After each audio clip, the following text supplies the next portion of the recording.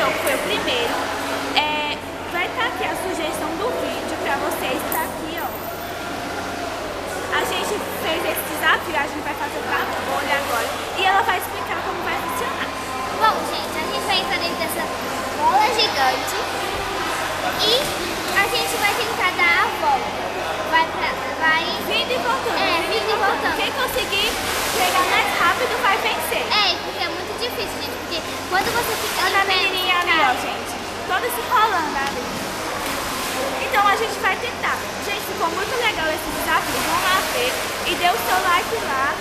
E Então, coloque no vídeo quem você acha que ganhou. Então, quem ganhou foi eu acho.